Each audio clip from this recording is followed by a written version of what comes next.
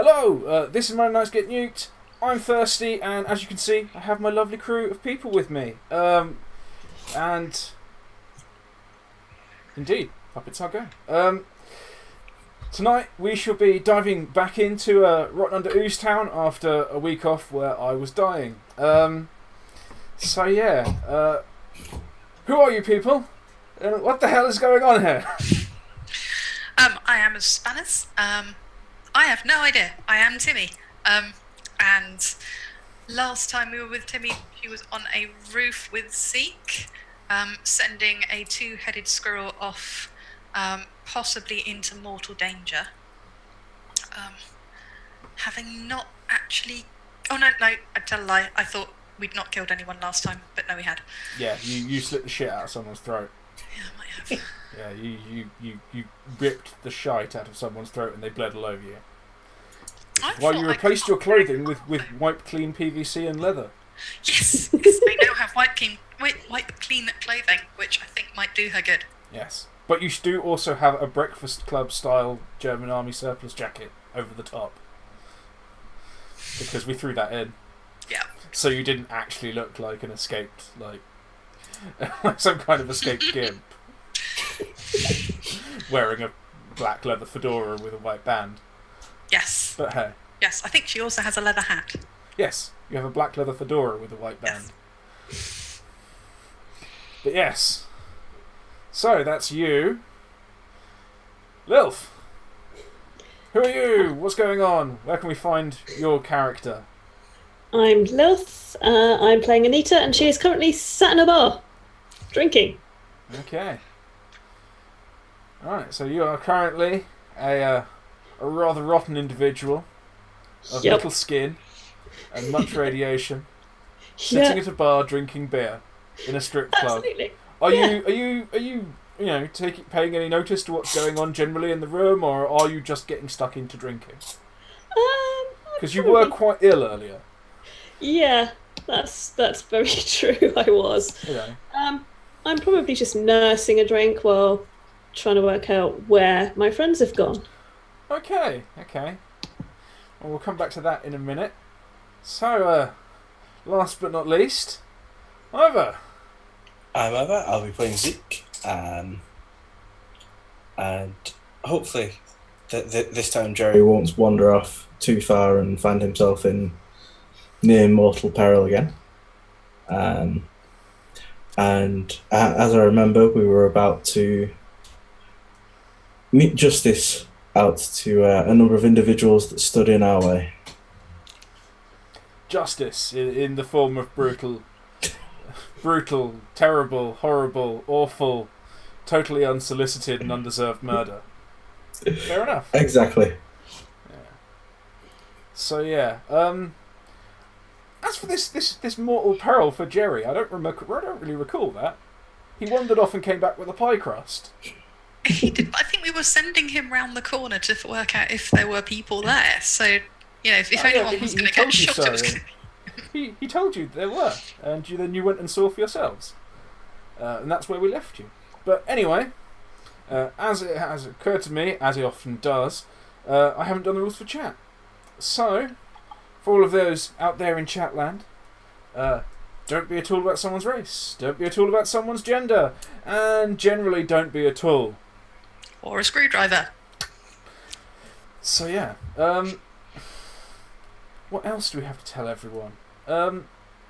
You're currently in a brothel called Butts in the town of Ooze Town, next to the river Ooze, on the southern coast of the Desolation, which is this particular stretch of southern England, after a horrible nuclear apocalypse. And you are looking for a fella called Big Bill, because you want to talk to his uncle, Big Al, about some disappearances. Yes. We hadn't forgotten about. Yeah. I just thought I'd recap that whole thing in case any of you had forgotten. And obviously, our friend Timi, Spanner's character, has a bit of a personal stake in this, because, as she discovered a short while ago, the crew of her old ship of Salties has vanished. since arriving in port. You know, apart from that one guy who went to the pub with her and got shot through the face in the first episode. We know what happened to him. You know. But yeah. Currently we have Zeke and Timi stalking up around this sort of rooftop penthouse. You know, hearts in their throats. Apparently not looking through the gigantic windows of this rooftop penthouse at all, but instead deciding to go around to the front and, you know, bust in a door probably after defeating some guards. So, we will leave you two where you are, because we know what's going to happen there. There's lots of tension, blah, blah, blah. This is the 24 cutaway. Boom. Something cool's going to happen. And what's happening to the person who's sitting in a pub? So, Anita, you've been sitting in a pub nursing a drink for about 3 hours. People are starting to notice. You know, the two people you came in here with in the last 3 hours, one of them was dragged away into the back by Leo, the tough in this bar, for rubbing chili seeds in one of the prostitute's eyes and demanding answers to questions, which, you know, is just bad etiquette. I mean, and then you convinced her to press wet mint leaves to her sore eye, which again produced a horrible screaming pain. So yeah, she was dragged away into the back, and then your other friend, having seen this, mounted a stage invasion. And they all started pouring at some poor girl. I think it was Brycey, who was the barmaid when you first came in. Or at least she was behind the bar when you first came in. So yeah, you've sat here, you know, probably feeling quite ropey, because you were terribly ill earlier, and watched all this madness occur. A short time ago, there was some screaming behind the curtains at the back, and Brycey ran out and in a state of sort of partial dress, and which the people at the front didn't mind at all. But you know, it wasn't exactly flattering dress. It was sort of a undone dressing gown. People were just like, "It's a bit dull." And two other big hefty fellas went back, and after sort of calming her down, they've gone back to the doors. But Leo hasn't come back out, which is a little odd. And the crowd at the stage have, you know, they've seen something in the last few minutes and been like, "Hooray!" Which is odd because, you know, there was someone out the front not doing anything particularly impressive. But, you know, you've been nursing your drink and chatting with Craig, the barman. You know, as he goes, "Are you sure you don't want another?" There's nothing I can get you. Yeah, most people look that way. You know, yeah, he's flattered, but you're a little old for him. Just a little bit. Yeah, you know. Just to remind everyone, how old is Anita? In her mid-100 and something. She's kind of lost count at about 110, 120-ish. Okay, yeah, okay. So yeah, you've, you know... God. Oh. Yeah. So you've probably seen more... Yeah, well, you've seen more centuries than he has decades. So... Yeah, he's... Oh. Spat. Yeah, so he's flattered and polite because, let's face it, he works in a brothel and you're paying him tips. But yeah, he's not interested because you haven't paid him enough. Probably. But you know, you get the feeling that everything's on the table here at Butts, if you pay enough. Which the other two who went upstairs and saw the wardrobe department are entirely aware of. But hey. So yeah, your friends have vanished upstairs. There's been some disturbances, which you reckon are probably them. And some light property damage and a murder. But the murder hasn't been discovered yet. So yeah, you know for a fact that your two friends have been behind, in the backstage area at the very least, for about 2 hours now.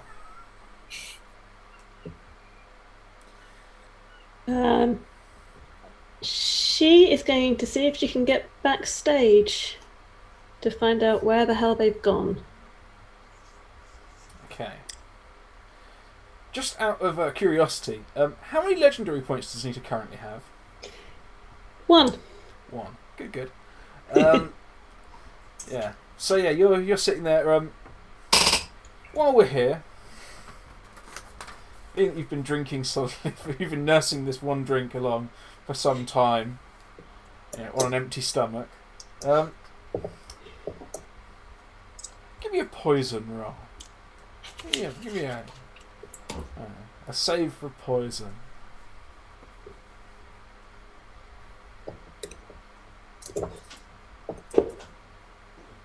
Oh, that's a botch. Whoa. Okay. Yeah. Your stomach was totally empty. You were, your poor 100-and-something-year-old guts were completely unprepared, ungalvanized for this assault. And yeah, you're feeling pretty great. I'll go ahead and chuck an extra exposure on. But yeah, you feeling pretty good. How many levels of exposure does that take you to? 2. 2. Oh, good. So yeah, you're you're feeling no pain at this moment. You're feeling okay. And that comfortable idiot smile starts to spread across your face. And you're not overly concerned at this particular moment. Your friends have been gone for a couple of hours. It could be more worrying. But right now, you're not really feeling that.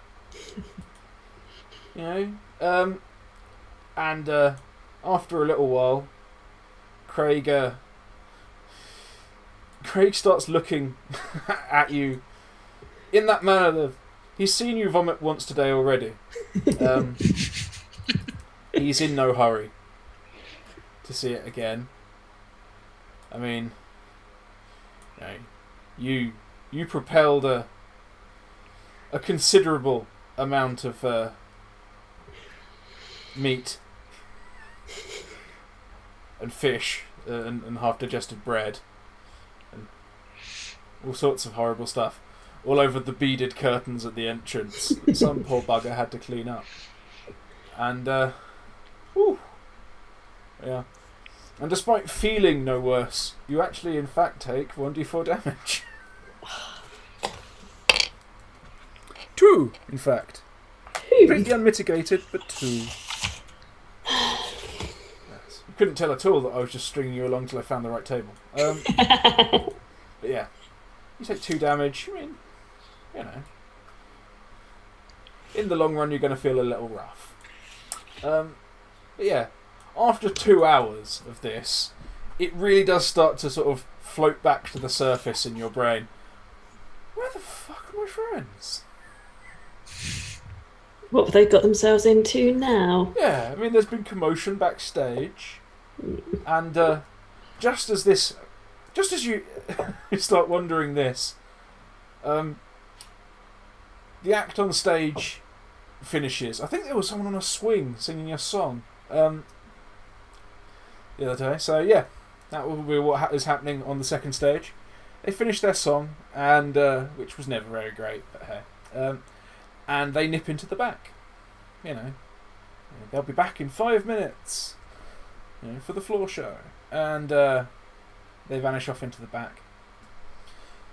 One person goes round to the side, like, with their money, like, I'm gonna hire them. And after a few moments, there is a blood-curdling scream.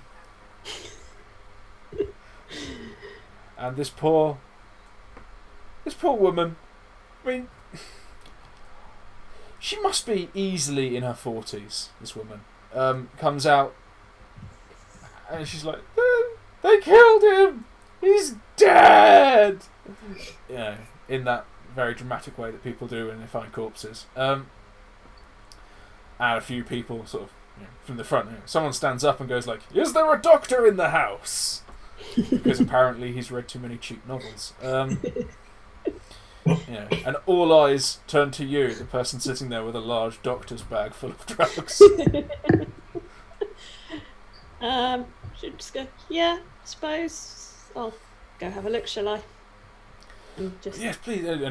And Craig gets up from the bar, and they sit this quivering lady down behind the bar. One of the big meaty fellas, pours her a drink. He's like, Craig, I'm not really meant to be back here. He's like, just do as you're fucking told. Leaves him there. People crowd back to the bar like, what's going on? A few of them, while they're there, ask for drinks, because it's that kind of place. And we're getting to the evening, people are getting their drink on now. So, yeah, you get led back through to the back by Craig. The only one of you so far who's been taken through on good terms. And he takes you through into a backstage area where the wall is painted black behind black curtains. So it's kind of hard to tell, like, whether the curtains are entirely open or entirely closed. But yeah, he just leads you through a little corridor and he leads you off to the left. There's a right turn. And the first door in this corridor is half open and there is a dude hanging out of it. And there is a huge amount of blood. An enormous amount of blood. I believe he had his throat slashed with a piece of broken mirror. And broken mirror not being renowned for a fantastic shanking material, there's probably a large chunk of it left in his head. Or at least his neck. I think he was initially hamstrung, yeah, but I don't think that Timi would have passed up an opportunity to slash someone's throat out with a piece of broken glass. I'm getting confirmation here. So yeah, this dude he's died almost explosively. He is massively exsanguinated through large holes in his body. And Craig just turns to you and is like, "Is there anything you think you can do?" He kind of looks at the body. Oh no! Craig's just like, "Is there anything you do?" He leaves you to it. He's gone grey. He's looking decidedly unhappy about this whole situation. He's gone back round the corner. He's just like, "Is there anything you can do?" Maybe. Yeah. But probably not. Yeah. What do you want to do now? You're standing in a corridor with a corpse. I'm going to have a look at the corpse and see if I recognise the handiwork of Timi. Yeah, you draw closer. The door is sort of half closed. This person has whoever this older woman was has opened the door inwards and hit the body. And gone, "What's that?" Pushed it further and the head has flopped around the door. Oh God! In that classic way that people do. Apparently, corpses wait next to doors to do this. Apparently, horror movies have taught me anything. But yeah, this guy is dead. He's dead. His throat has been slashed out. There's bits of broken glass in the cuts. He's been hamstrung. He's probably been stabbed a half dozen times in the kidneys. And from your best guesses, just glancing, the larger pieces of glass are in his leg.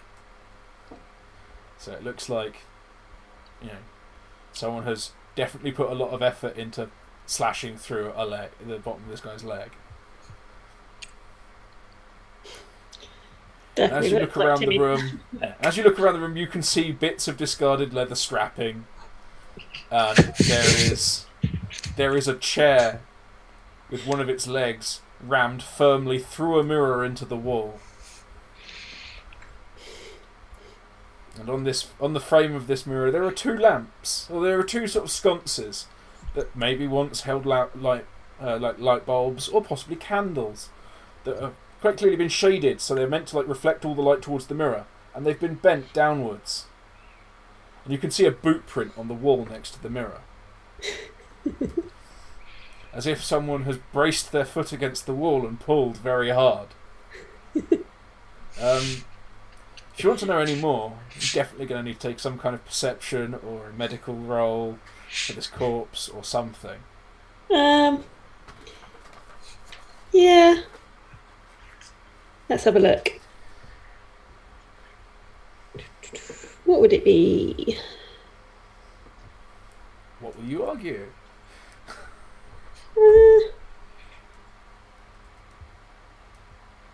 Probably medic.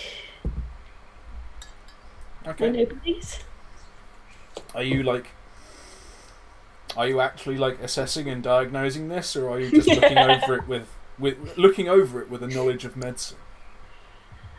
I looking for am. something medically.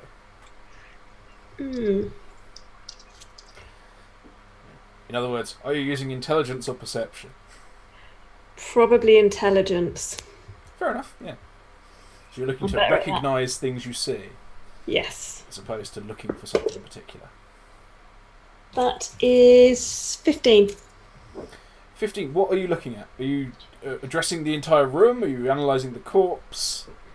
I'm probably looking at the entire room, blood spatter and all of that sort of thing. Okay. You cast your eye briefly around the room with, looking for signs of whose handiwork this could be. And the straps on the floor here are definitely from the outfit that Timi got from Rachel's. At the very least, Timi was in here at some point. And if the discarded broken piece of glass next to the corpse with a leather strap wrapped around one end of it is anything to go by, she made shivs. Yeah. Why is Anita not surprised? I don't know, the wisdom gained with age. But yeah. Having known Timi for all of, 2 days? Yeah, I think it's about 2 days. Yeah. Okay. I think this is the third day. Which is not bad. Yeah. Okay. Is there any signs of where they may have gone after deceasing this person? Well, you have thus far seen no other way out. At the other end of this corridor, there is a trapdoor, which quite plainly hasn't been used in some time. Mm-hmm. Someone has put some furniture on top of it. It's clearly there, but someone has taken a crappy wooden chair, like a dining chair, and stood it over it. But yeah. Spanners now is trying to claim that her body count is only 5 in 3 days. You burnt down a building full of people. You guys have. Not necessarily you yourself. But you committed a murder that needed to be covered up, causing the deaths of dozens. Congratulations on your cover-up skills. Crow. We know you're there. But yeah. So yeah, as you say, yeah. Whatever this person did, let's say, whatever Timi did after stabbing this dude, she hasn't left like a trail of broken glass or breadcrumbs or How inconsiderate of her. drops of blood. But from what you can gather looking around the room, it looks like she's taken some time to sort of dress her wounds, or at least cold compress her bruises. Okay. There's shredded clothes with like little bits of blood on them that have clearly been used to clean wounds. Okay. So wherever she went, it probably wasn't at this end of the corridor. So you're gonna have to deal with Craig if you want to find anywhere else to go. Okay. In that case, she's going to head down towards Craig. And she is... Are you going to be sneaky about this, or are you just walking back up the corridor? I don't think Anita's all that sneaky. Well, yeah, but it's not necessarily a... This isn't necessarily a question of pure mechanical noose. This is a question of intent. Yeah, she's probably... Because, let's say, if you don't roll a sneak, you are openly walking up this corridor towards him, with the look of malfeasance about you. Yeah, she's sneaking. If you do sneak, you're at least attempting to be quiet. Yeah, she's going to sneak. Okay. But now might be the time to use clumsy, because I've not used that yet. Mm. That is... 12. Well, Not that beats the natural. shit out of his 6. So, so yeah. As I say, you're no particular you're not a ninja, but in the way that people have for years, for ages and ages beyond remembering. You're that drunk person who just turns up at people's shoulders without them remembering them leaving, sort of thing. They go like, "Oh, I'm going for a piss," and they just reappear when you're buying a next round. Like, "Oh shit, where did you come from?" And you just appear at his shoulder. He hasn't noticed you yet. He's probably heard you in the corridor doing something, but it hasn't dawned on him that you're closing in. What are you doing? You are now standing ominously at the shoulder of an unaware person. Hmm. With a large bag of drugs. Yes, that's what I'm just thinking. What fun and interesting things have I got to play with? I tell you could just conk him on the head with something heavy. I could, but that could cause serious brain damage. Yeah, but the dozen or so people who burnt to death in that building that you've got all arsoned up. I had nothing to do with the fire. I was trying to get out quietly. Yeah. You encouraged and covered up arson. I didn't encourage it. I may have covered it up, but I didn't encourage it. It counts. You're implicated. Yeah. So, he's standing there, he's whistling a jolly tune, he's singing a little song under his breath, like, "I haven't just seen a corpse. I've never seen a corpse. I don't have to look at them. That's why I work in a bar. Whew, how lucky I am." I am, gonna give him a very gentle tap on the back of his head, almost surgical, to knock him out. Okay. You can try.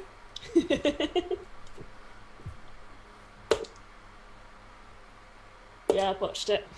You botched. Mm-hmm. What were you attacking him with? I was probably attacking him with...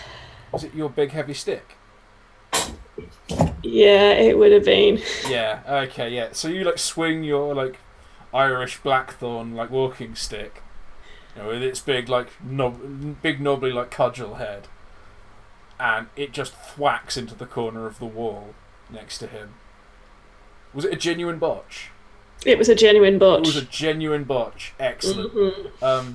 Yeah, the big knobbly head on your stick like breaks off with a resounding crack, and the rest of the stick like whooshes over his head as you stumble in front of him. We're holding your broken stick. And he's just like, what the fuck? What's wrong with you? And yeah, he's gonna try and dive on you while screaming for help. And I'd like to invoke Clumsy. You want to invoke Clumsy? Yep. Okay.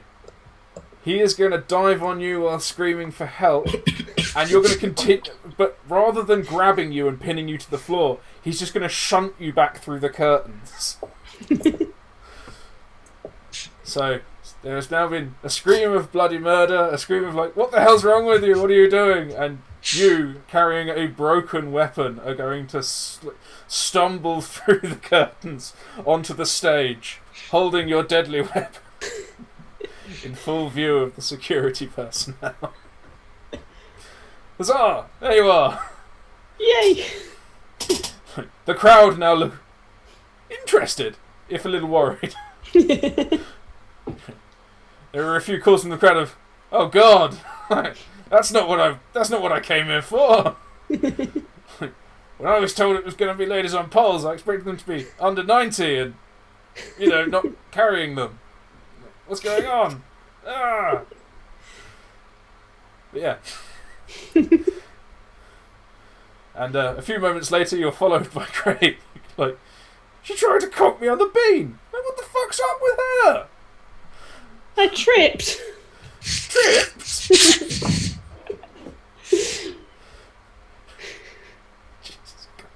Are you going to seriously attempt to pass this off as an innocent accident? Yeah, why not? Then go on, give me a manipulate. If you are trying to cheese your way out of this, you're going to have to roll some cheesing rolls.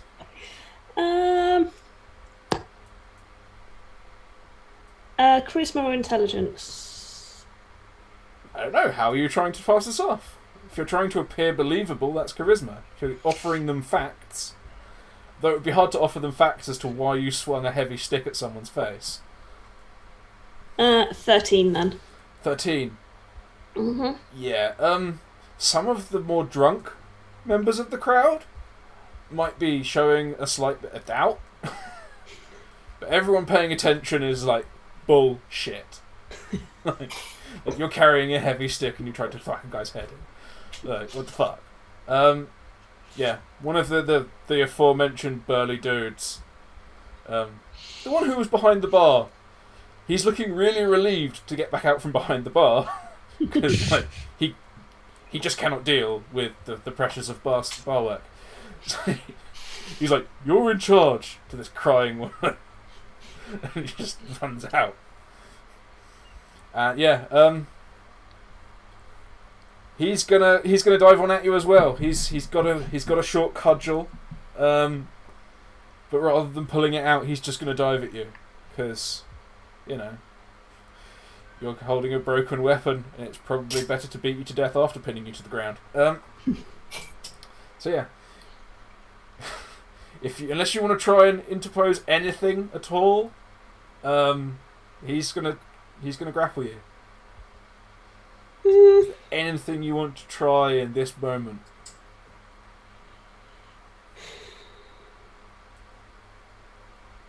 Nope, she's just going to take it. Okay. It's a novel approach. She's not strong, she's... Yeah, she's carrying a large bag of combat drugs. But fair enough. Oh God. Yeah, give me a strength. Or a dexterity. Depends how you're going to try and get out of this. Dex. Yeah. Definitely Dex. You're going to dex it. Yeah. Good midnight No, I'm runner. not. That would be a 5. Oh, he only got a 6. So it hits you, and after a moment of resistance, as you're still stumbling forwards, he slams you back against the wall. And Craig pops out from sort of around him. It's like, what the fuck is it with you three? Like, you know, we had her in the back. You know, we got you. We got. What happened to that other bloke? Huh. You're gonna have to look for him and all. And he turns, and because I can't recall if the two remaining tough guys had names, he is gonna cry out, "Susie!" And the other tough, you assumed guy previously, shame on you, comes out, and there's definitely a family resemblance between this person pinning you to the wall and Susie. But yeah, he comes out and he's like, take a look in the back. We're missing someone. One of this lot. And they killed Leo. She's like, they killed Leo, bastards.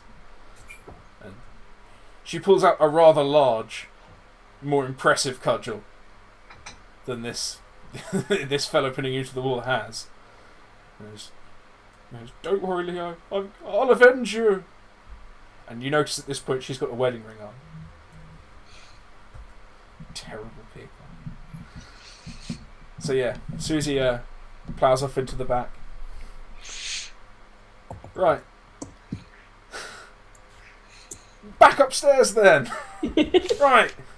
Zeke and Anita, you are currently standing at the corner of this rooftop penthouse. You have Jerry with you. He's indicated there are two people. You've just peeked around the corner and seen them for yourselves. There are two people. They're quite burly. One of them has... Yeah, they're both wearing the blue jackets of Al's guards. His enforcers, in fact. One has an A of finely tooled leather, which you know for a fact to denote some status. And the other has an A made of sort of like cheap metal. Like, it looks nice, but it's not expensive. You know, it's clearly been sort of riveted on. Kind of like jeans rivets. Yeah. It's rugged, but not as crap as the dude you saw with it written on in chalk. Or even the dude downstairs who Zeke saw downstairs who had it like sewed on with felt. You know. They're two fairly big guys. I believe the dude with the metal armband had taken his jacket off and was using it as a pillow while he eats a pie. And they're having a discussion about their favourite beer. You've just also found out the guy sitting down, his wife is pregnant and can't have his favourite beer at the moment.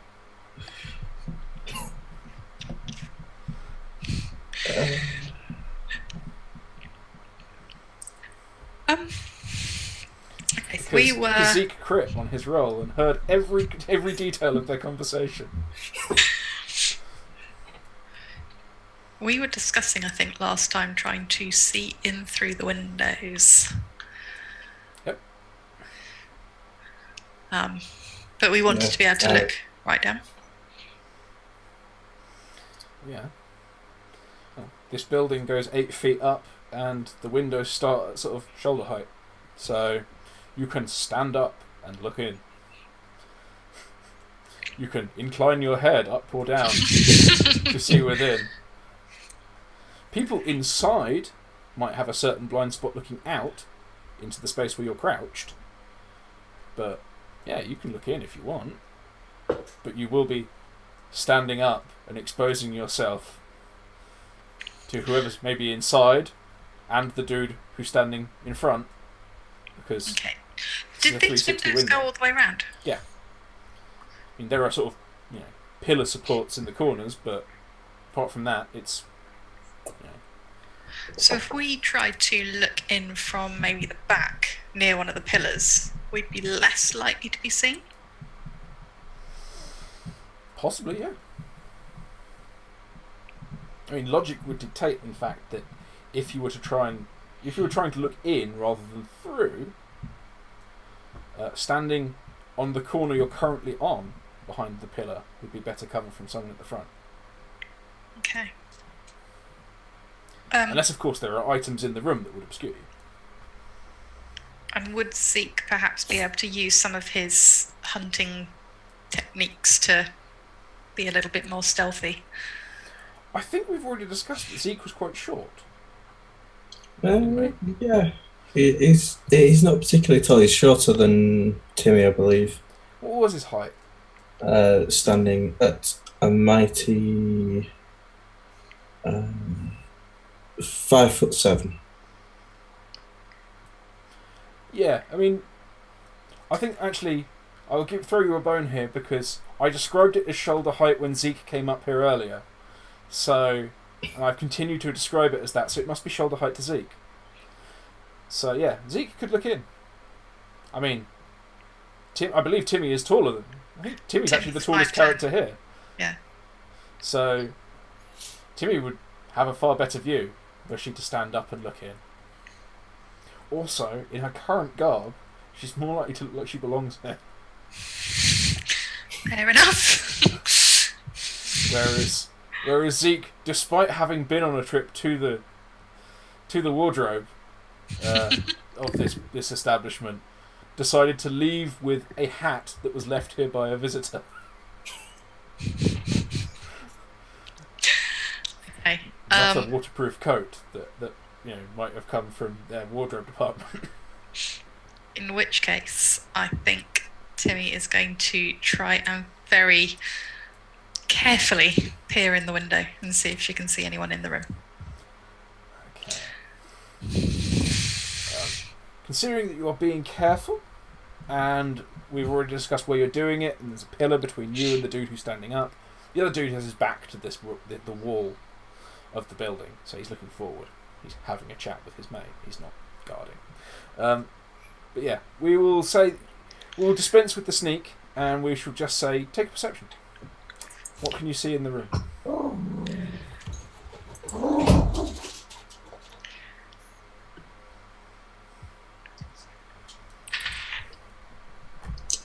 12. Okay.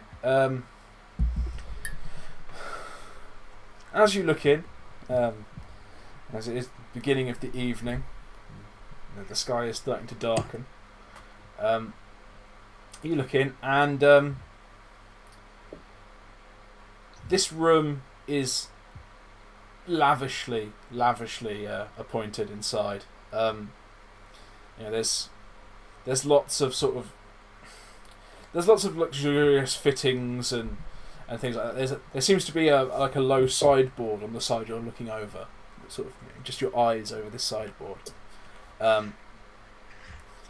It seems the floor level is a little higher, only a few feet below the windows, if that.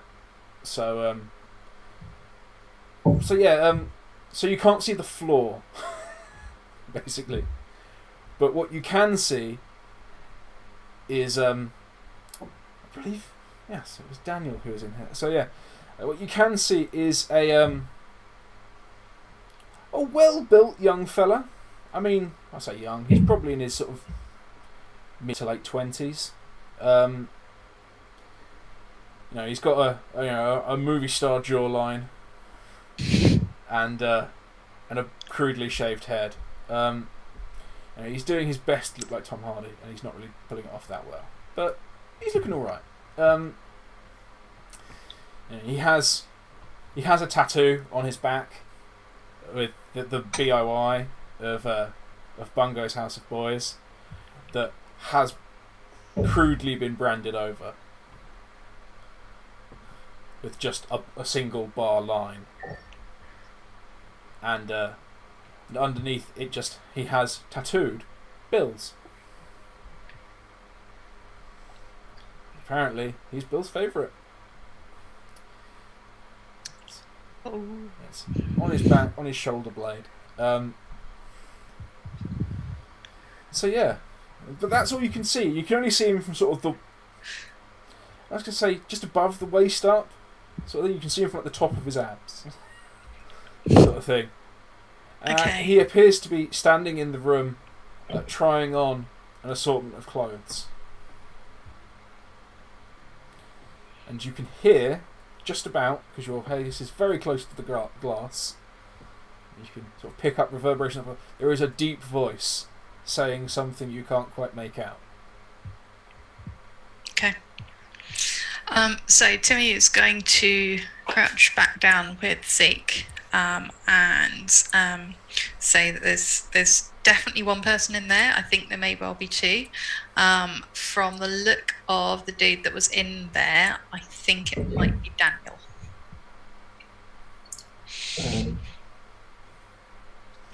Taking relative pains to be fairly quiet, given that there are two people around the corner. Zeke is going to go. Well, I guess we should be in there sharpish then. If Daniel's in there, he might know something. Might know where Bill's hiding. Now, I want both of you at this very moment to take a knowledge check. Ooh.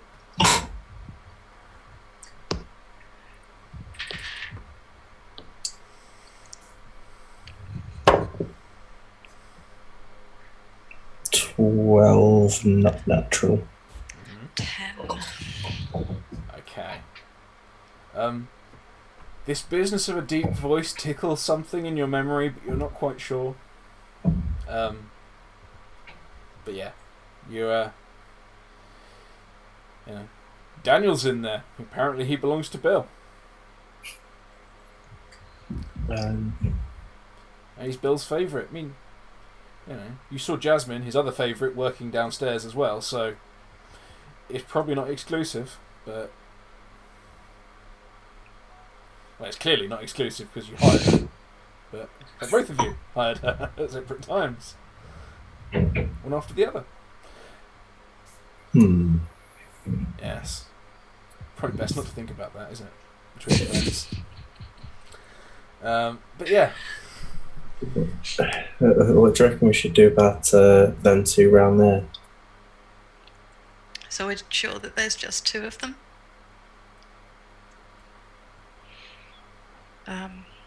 If we're sure there's just two of them, what do we have with us now? I still have the nail gun. Zeke still has his rifle and a cleaver which he procured from Rachel's. Indeed. Okay. Just for a moment, can I get another grapple from Anita?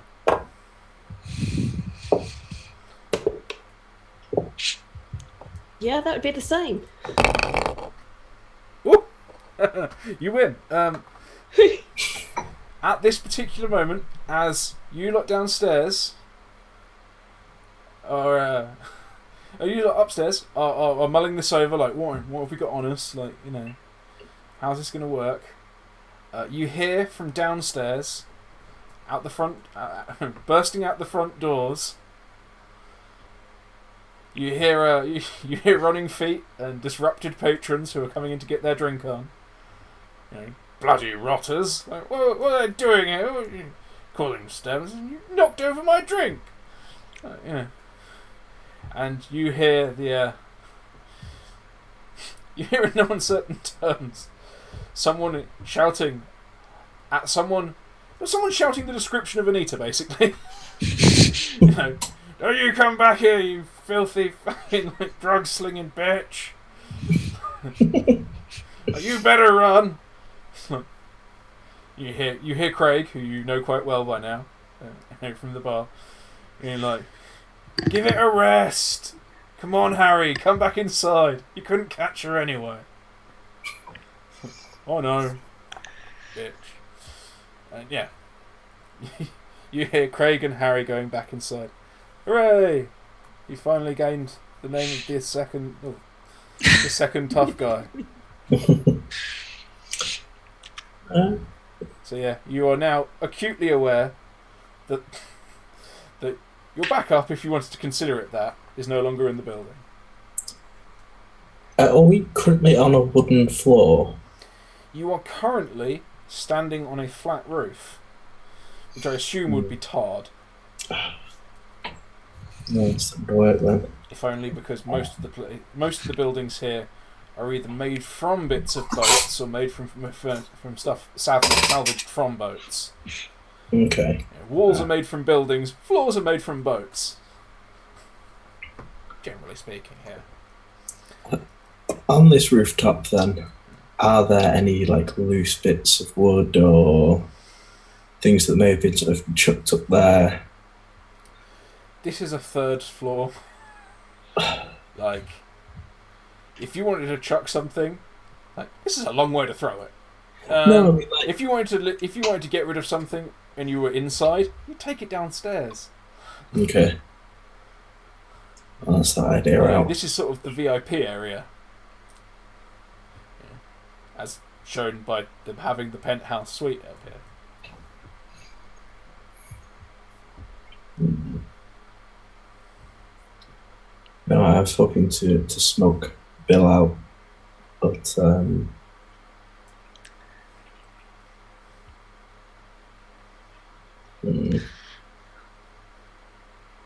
Right. You two have been sitting there deliberating. Oh, sorry, Spanners. I might have a plan. This might go horribly wrong. Is this a plan that you're stopping to explain to Zeke? She would need to explain it to Zeke. Okay. Well, I'm sure it was a fantastic plan. This thing is happening. The guard who was sitting down, discussing the woes of not being able to have his favourite beer because his wife likes it too and she's pregnant. He stands up, he shrugs his jacket on, and he goes, "Right, I need a piss." And he proceeds to start to walk towards you. Okay. So seeing that he's walking towards us, Timi is quite clearly clothed in local gear, and decides to kind of act the part a little bit, and pretend that she's being shrug off the army jacket there. Yeah. Or what she's gonna kind of hold it round her as if she's like slightly cold, and appear to be being escorted up to the roof. Fair enough. Okay. Yeah. Dude turns around the corner. Yeah, he definitely sees you. He doesn't appear to have noticed Zeke yet. Zeke, are you attempting to hide in any way, shape, or form? no, if Timmy was taking that approach, Zeke would sort of cotton on fairly quick and sort of roll with it. Okay. So you're not attempting to stand behind her or act natural, or stealth includes social stealth, looking like you belong there. Yeah, it would be playing the John, so to speak. So yeah, give me a stealth then. Okay. Give me a sneak, stealth, whatever you want. Yeah, same thing, different word. That is a crit. Fuck yes. You look like the most desperate John who's ever walked this earth. Which, to be fair, you've been at a brothel for hours now and not got anywhere. Despite having paid good money. So yeah, you look for all the world like the world's most desperate man in this very moment. You're wearing a new hat in an attempt to, I assume, impress the ladies. Shame you couldn't have done anything about the smell and the beard. But hey, so yeah, you come up. The guy sees you and he looks over you without a second glance. And he turns to the local flavour and says, "Can't go in there. It's being used."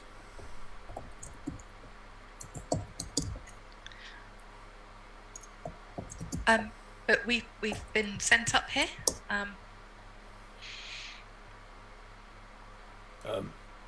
I don't know who told you that, but the VIP doesn't take visitors. He's asked for some additional company, shall we say? Then what's he doing there? He's helping.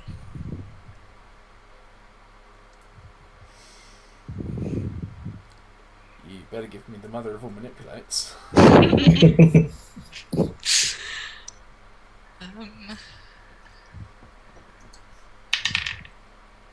are going to go for a 16. 16, you say?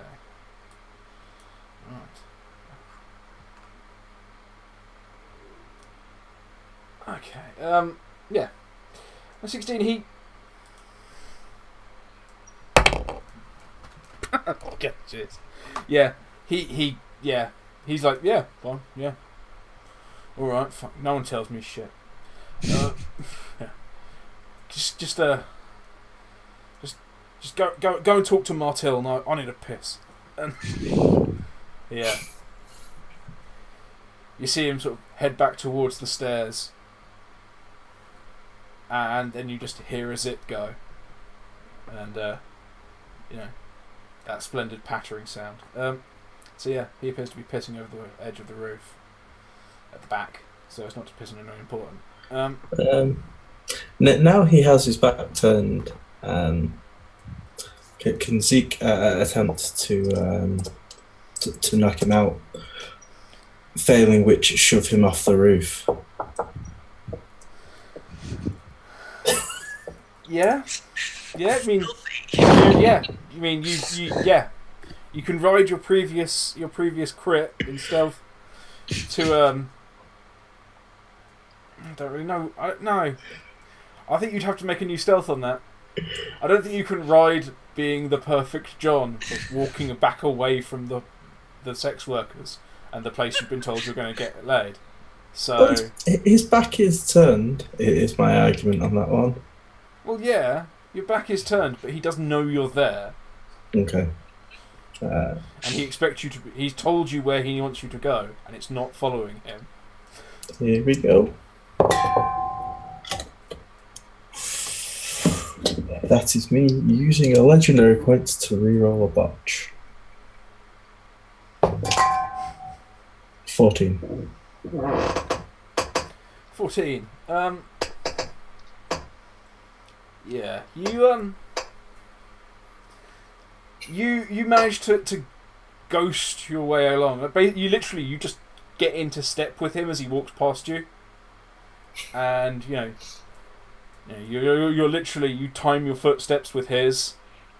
You may even put your feet where he does, and you follow him to the edge of the roof, where he unzips, and you suddenly get the impression he's probably been eating asparagus today.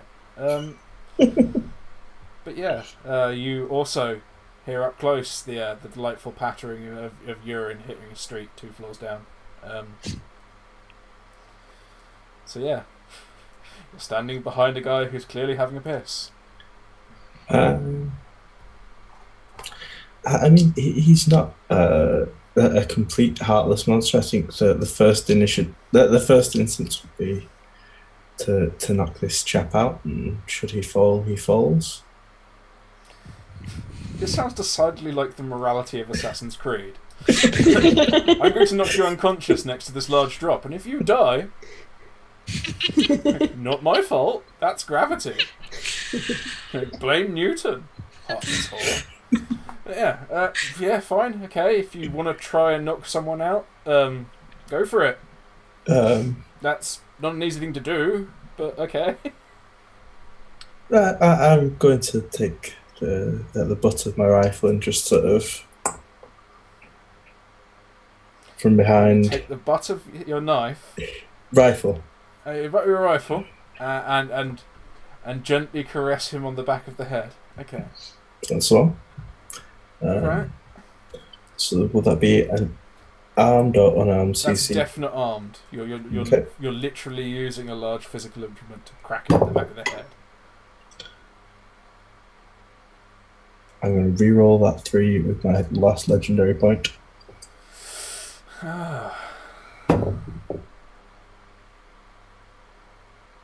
8 plus 4 is 12. Yeah. Yeah. I suppose you're standing very close. There's no possible environmental factor I can possibly say no, you didn't fucking hit him. Yeah, you crack this expectant father on the back of the head, and he pitches forward over the side of the roof. He is fully conscious. He lets out a scream of alarm as he scrambles with his flies to try and do them up, as you push him over the raised lip at the edge of the roof. He fails, His hands catch on the edge, crushing his genitalia against this like brick wall as he rolls, like arse over tit, face smacking into the wall, and tumbles, end over end, 2 floors, to hit like a cobbled like square down the back, where they load the beer into the beer cellar. Non-lethal combat. Yeah, he is duh. He, yeah. I mean, you know, there's somewhere in Ooze Town there is now a child who will grow to manhood or womanhood, indeed, and vow enmity on you and hunt you to the ends of the earth. But that's another story. So yeah. that's going to have made a bit of a noise. Yes. In fact, a blood-curdling scream.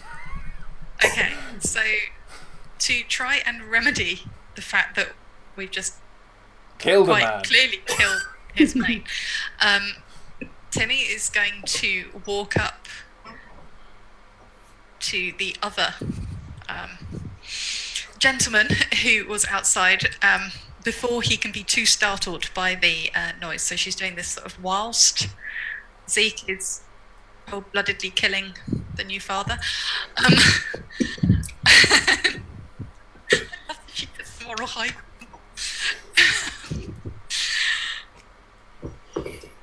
For now. And she is going to wrap an arm around this other gentleman who is at the front, and sort of whisper things in his ear that maybe he would be willing to listen to. Whisper things in his ear that maybe he'd be willing to listen to. Are you listing the menu of the local kebab shop? Unlikely. I don't know. I think kebab shops would get more business if Possibly. they hired leather-clad sex workers to come and tell bored men at their jobs the menus. I think she's possibly suggesting some of the things that he might enjoy joining her in the other room with.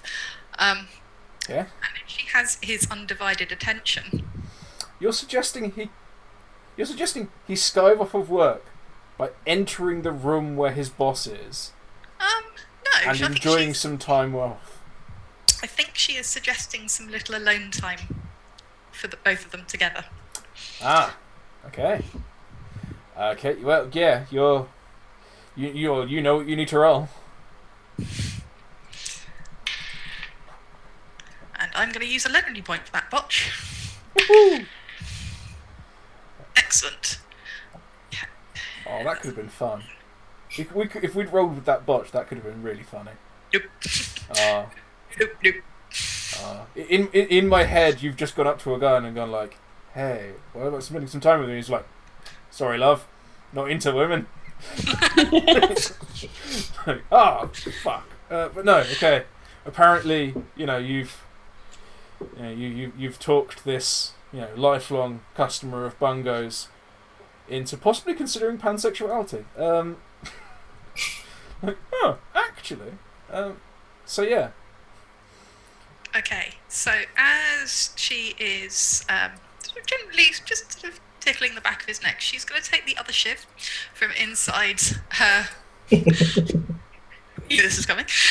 Inside her interesting leather trousers, and she's just going to stab him directly in the back of the neck.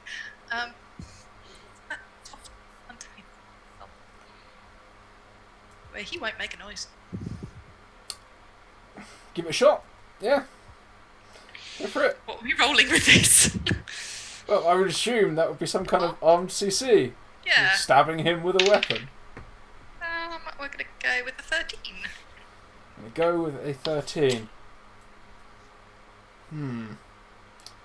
Yes.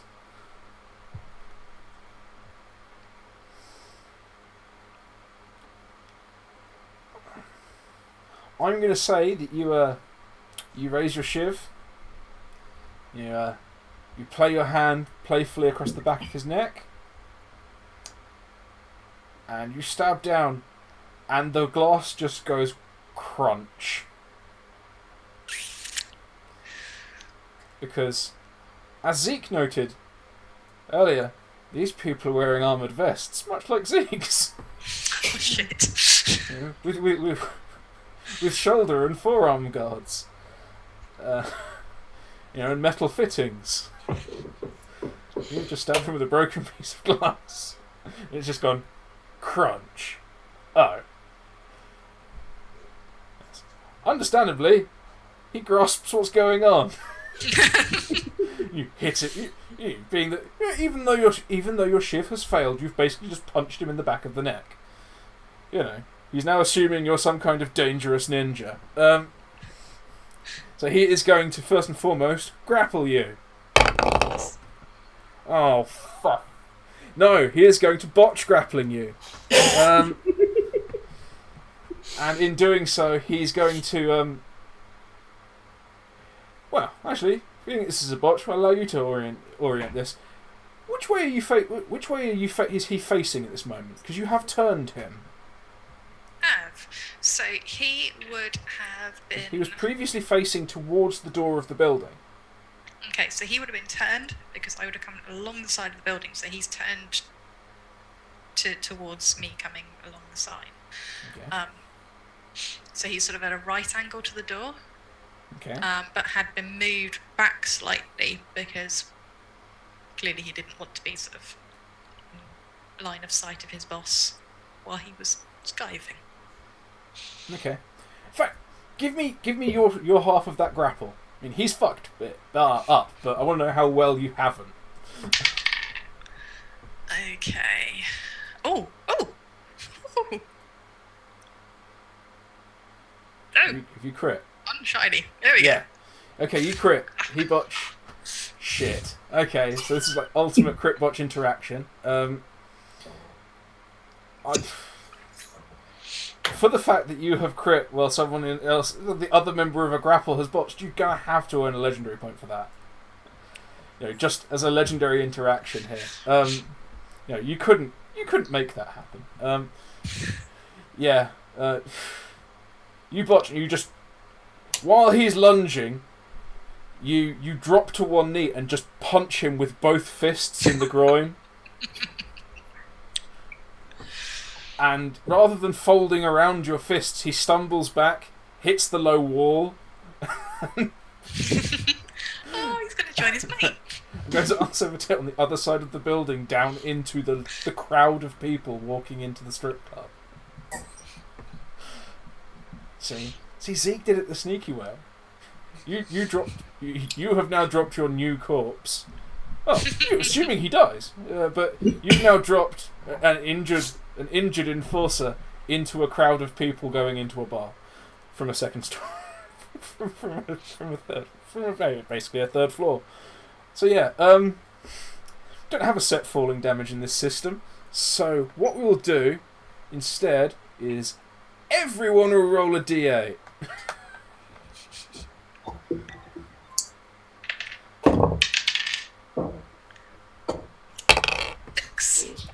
Six. Two. He takes 21 damage. Hits the floor and goes crunch. He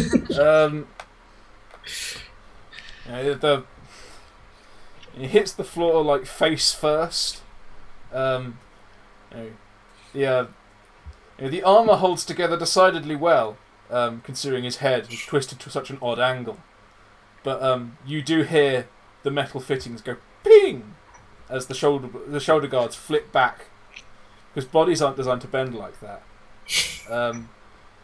He is currently sitting with his jaw on the floor, with the front of his chest also on the floor, but his feet dropped all the way back round. Apparently, he hit the floor jaw first, which is unpleasant to say the least. I mean, I know he's taken 21 damage. Mechanically, he probably is dead. But there's a small chance that he might be biologically alive for a while. And I want you to have to think about that. It's this poor person contorted into an ungodly shape with undoubtedly a broken neck screams silently into the prison of their own flesh cage. But yeah. But as far as you're concerned, hey, those two guards went down without any fucking preamble at all. Huzzah! You are now left on the roof, completely uncontested, and bereft of Anita, who you just, to the best of your knowledge, possibly just threw a corpse at. And I'm not sure which side she's. We're gonna when we snap back to her, we're not sure where she's been, but yeah, feeling pretty fucking glad, to be honest. You're feeling pretty good about this, and you both you turn back to each other, I presume. You're dusting off your hands. You go, right, what's in there? So do we At which point we cut to Anita. Oh god, we're gonna have to dream up some kind of synergy for you two silently murdering people. Yeah, okay. So Anita, you've managed to slip away from Harry and run away out the front door while these two were upstairs. Just because, let's face it, running inside back into Susie probably wasn't going to be great. Yeah, Nope. but somewhere like this, it must have a way of getting to the roof. Or getting in another way. There's got to be a window somewhere. She's going to have a look for some other way into this building. She's going to wander around the back. Excellent. So yeah, you wander around the back. You go a few doors down and sort of loop back round, I assume. Past a... You run all the way around to Belinda's House of Corsetry and Other Crafts, and then nip into the back alleys, which you know fairly well now. And you go around there. You take a left behind Randall's House of Taxidermy, and before you know it, you're behind Butts. And to be fair, it's not hard to recognise this place. It's got a little courtyard out the back, with a little fence around it. They clearly use for moving beer into the cellars, which there is a cellar, and they serve beer. So there we are. And just as you arrive, you have enough time to take in the fact there is a gate, and it has some rather nasty railing spikes on it at the top to dissuade people from climbing in and trying to break into the beer cellar. And it's locked. There is a big ass fucking D-lock bike lock. Yeah, because let's face it, you don't really have much of a choice when you're in a post-apocalyptic destination. What am I going to use for a lock? Hey, I found this. So yeah, a big D-lock bike lock holds these gates closed.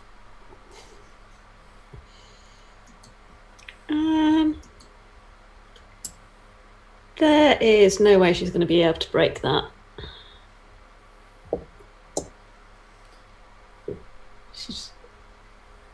Is there any other way through this? The fence, although not very high, is protected by these railing spikes. Where the railing spikes have rusted off or been broken, they've glued broken glass to the poles so you can't climb up them. With tar. It looks like someone's gone to a concerted effort to make sure that people don't get in this place from the back. Do you want to take a perception to really study it down, or you could take a sneak to try and analyse the entrances, or try and dick around with the lock if you really wanted? You could do the same as Timi did the last episode, and use tech use to try and familiarise yourself with the lock. You're a clever woman. You can find a way. Yeah, let's go with, can she try and work it out with intelligence? Yeah. Yeah. Yeah, you can analyse the lock with tech use, so you're using a piece of technology that you're not entirely familiar with. You know what? Figuring it out. I'm going to use my one and only legendary point to re-roll that one. And that botched it. Excellent. With your clumsy botch, you rattle the lock, and you're trying desperately. You haven't got anything to put in there to really sort of jiggle it around. So you're just trying to sort of work it out. You're testing like the strength of it. You're seeing it rattle it if there's any like rusty patches. And you botch. It slips out your hands, and you're just like, for fuck's sake! And you kick the gate and stumble back a little ways. And at that very moment, you hear a scream from above.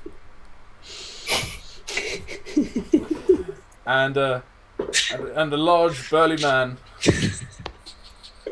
I believe with a cheap piece of steel in the shape of an A on his blue jacket, tumbles through the air, smacks his forehead against the wall at the outside of the second story, and tumbles onto the top of these gates. And the D-lock rattles and then just pings, and the gates swing open. Anita's going to kind of look up to see if she can work out where this body has come from, and then scurry through very quickly to avoid any more bodies that probably will follow that one. Did Zeke look over to see what had happened? No, he was fairly content with Okay. the As you look up, you're fairly sure you see a hat,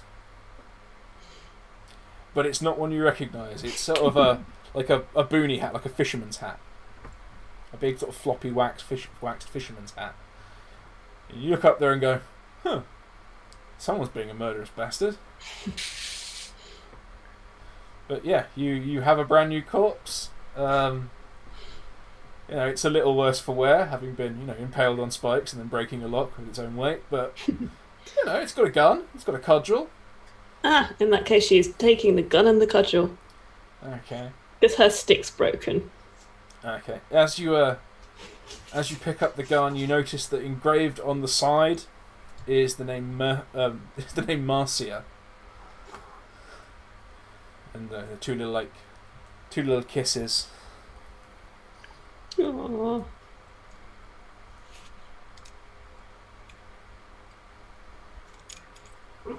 And underneath, you can see an area that's clearly been filed flat in preparation for another name.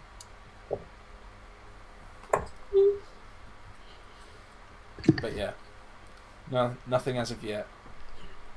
And and as you're retrieving the cudgel, you find a little a little belt pouch next to where the cudgel's hanging on the belt, and in it is like a little waxed parcel, and then you open it up and it's got half a sandwich and a half-eaten pie in it, and a little note "Love you, Daddy. Not long now."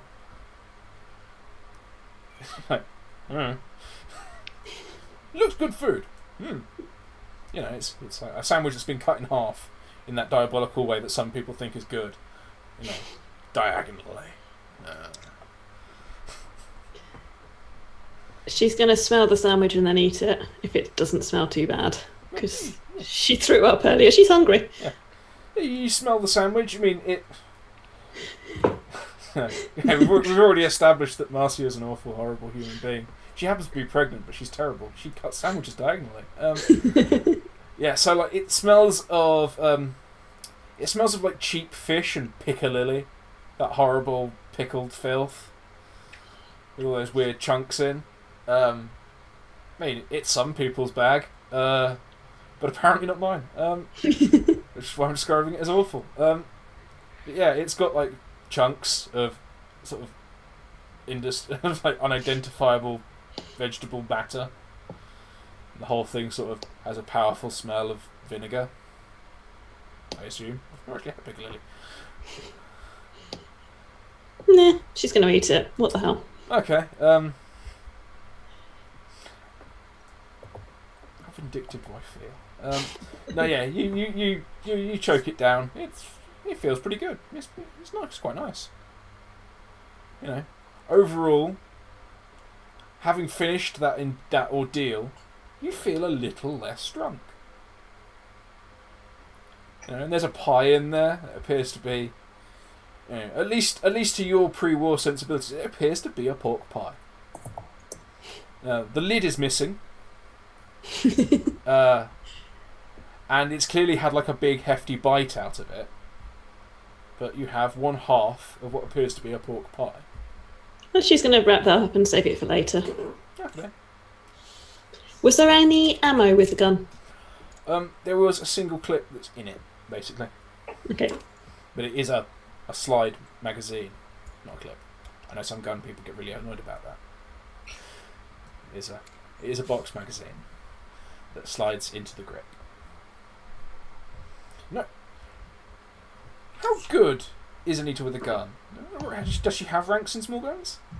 Oh yeah, she does. Excellent. I couldn't recall whether she was absolutely hopeless or in fact a fucking like marksman who just forgot to buy one.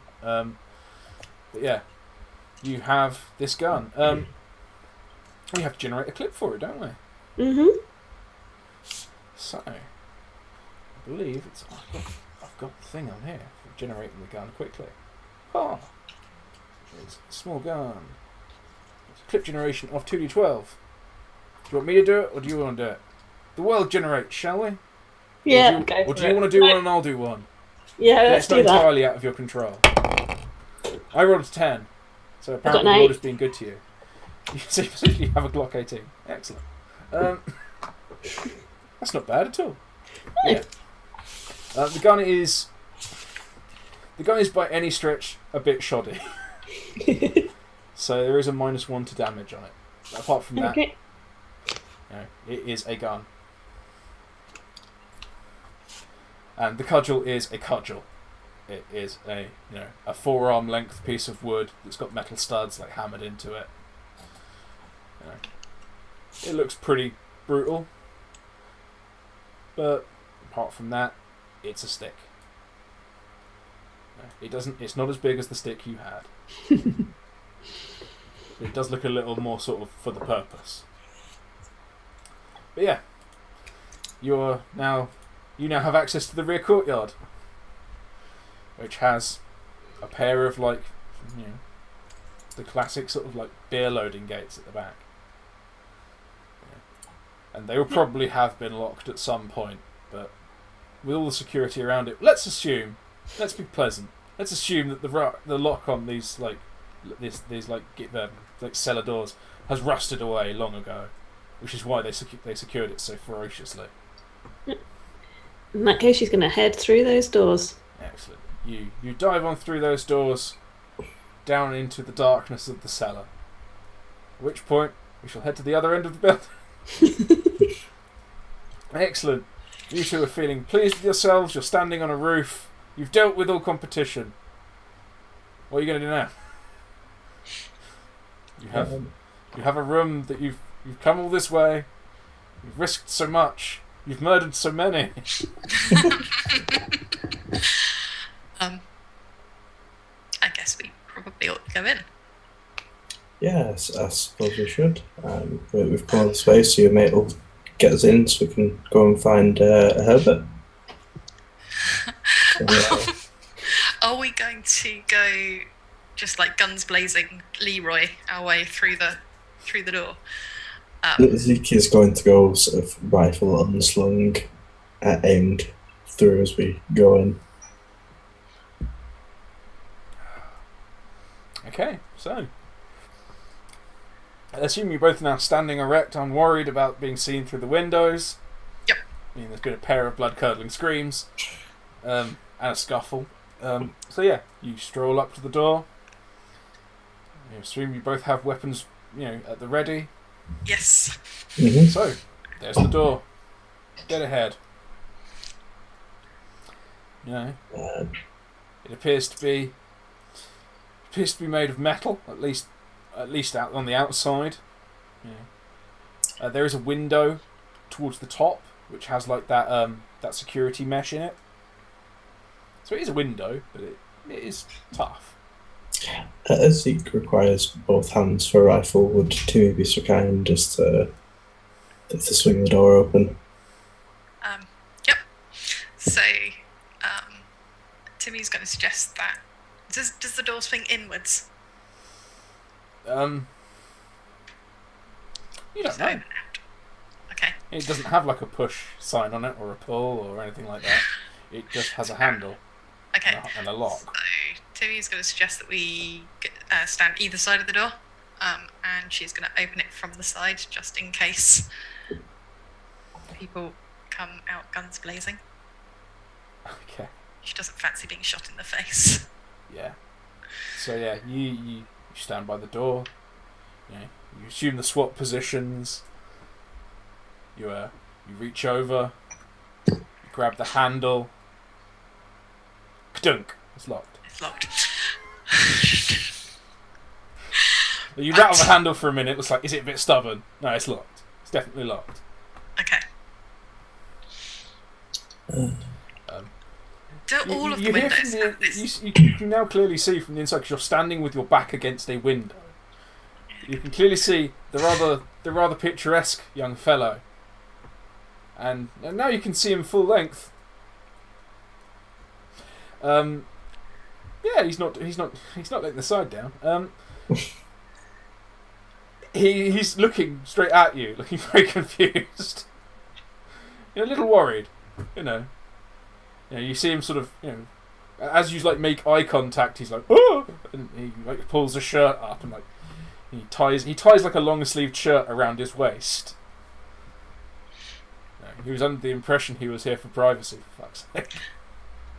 Can we see anybody with him at this point? Yes, you can most definitely see the large, corpulent fellow you met in episode 1. Excellent. Laying on a chaise longue that clearly has carrying handles on it, enjoying the show of this young man changing outfits. Okay. All of the windows have that same mesh. The other windows are all plate glass. Okay. They're very thick, but transparent. Cool. Just the door that has this mesh. They probably just nicked the door from somewhere else. Okay. In which case, Timmy's going to go around to one of the other windows and use the sort of butt of her nail gun and just smash it. Go to smash plate glass with a hand Attempt to. implement. Okay. Go ahead. Attempt. Right. We need a strength roll on this one, don't we? Yeah.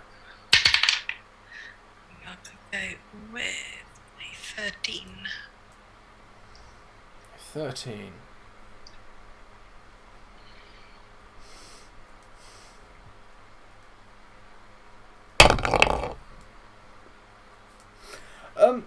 A small, greyish area appears on the surface of the glass. A few little grit-sized chunks fall off.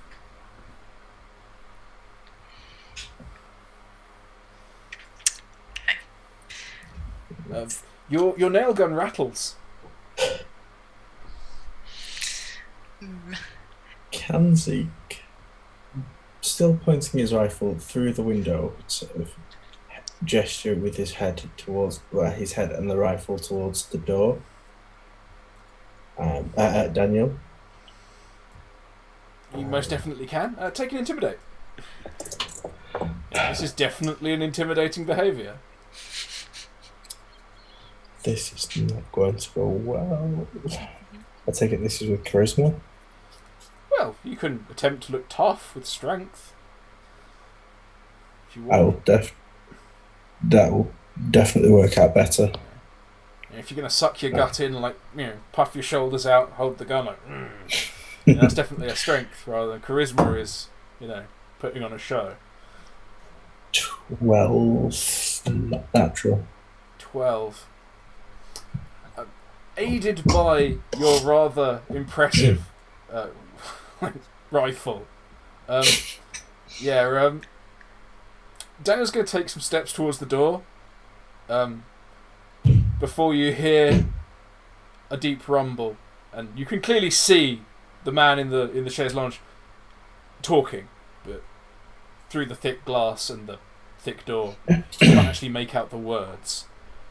And Daniel just stops stock still where he is, and he kind of looks worriedly between you and the man he's locked in a room with.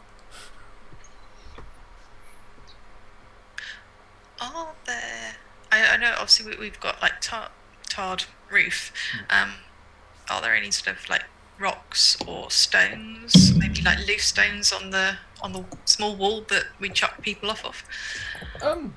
You could probably smash like a brick out of the top of the wall if you really tried, but none of the loose. Okay. Or at least not visibly. If you want to go over there and start trying them individually, you might find something.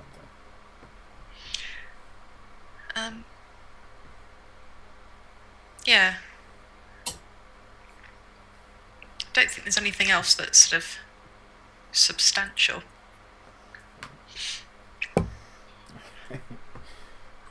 Right, yeah. You're standing.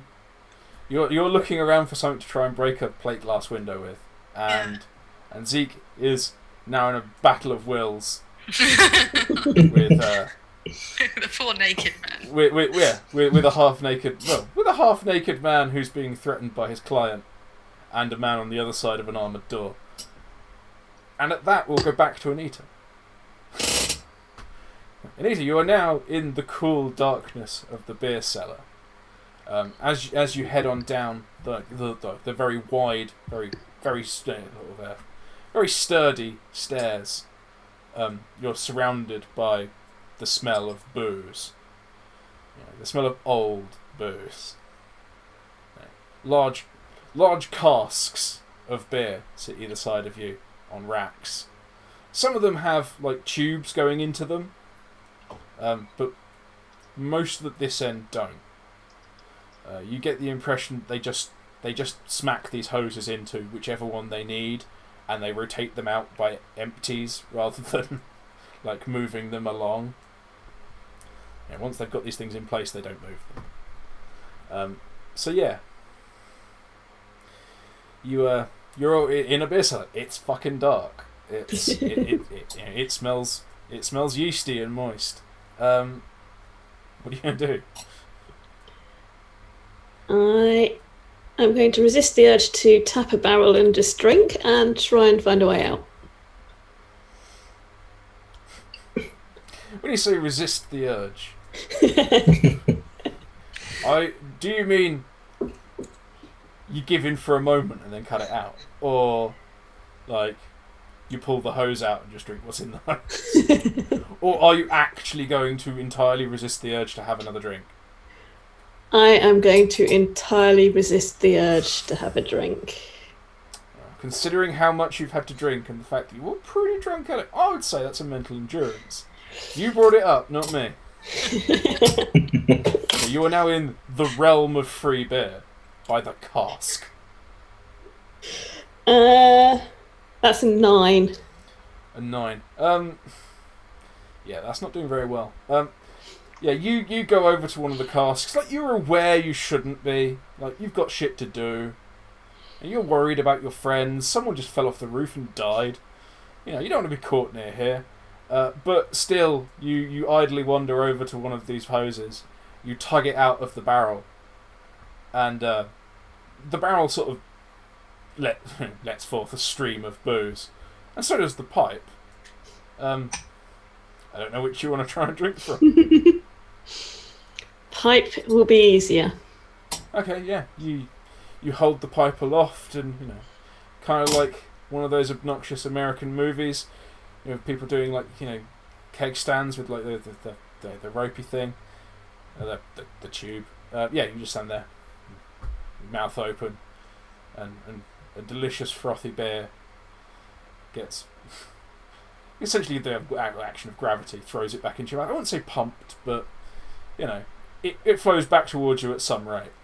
And obviously at some point your mouth reaches capacity and you either have to die or swallow. And you get covered in booze. The flow coming back through this pipe, and it's going a considerable distance at this point. But yeah, you get sort of 4 or 5 good mouthfuls before the line goes dry. Someone upstairs is probably really angry right now. She'll put the line back in the barrel and head out. Yeah. Fair enough. Yeah, the barrel was still gushing booze when you rammed the line back in. So someone's probably standing there with a half-full pint with a very significant head going, "What the fuck's wrong with the line?" And it just smashes out again. They're like, "Oh, okay, bit weird." But yeah, you've slaked your thirst for booze for the moment. I'm not going to make you roll for poison again. That would just be dickish. But you've definitely gained another level of exposure. Made from the only the finest in irradiated water and irradiated hops. Oh god. Yeah, you gain a level of suffering you can't recover from until you lose your third level of exposure. But hey, which means you take 4 damage. You are literally drinking yourself to death. I probably should have made you take that save now. Oh well, you just drank like the equivalent of like 4 and a bit pints in a minute. So yeah, you somewhat more pistedly stroll across to some sort of narrow steps, which somewhere through the fog you reckon is probably going to take you back into the backstage area. It's a fairly large cellar, but it's not hard to find. It's not hard to notice like the fucking great big like stream of light coming around a badly fitted trapdoor.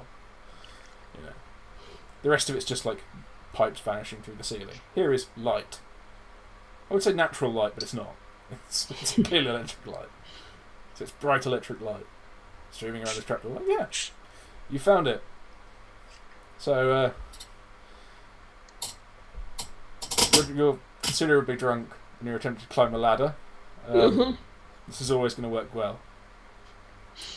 And when you finally get to the top of the ladder, because I'm not going to make you roll for that. I'm not that horrible.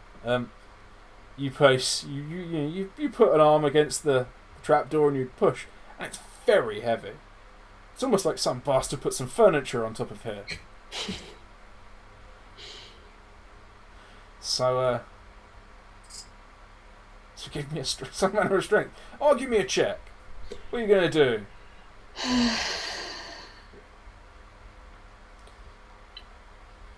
Is there any way she can use the remains of her stick as a lever to try and wedge this trapdoor open, to use intelligence instead of strength? Yeah, you are walking upstairs. Really quite steep ones.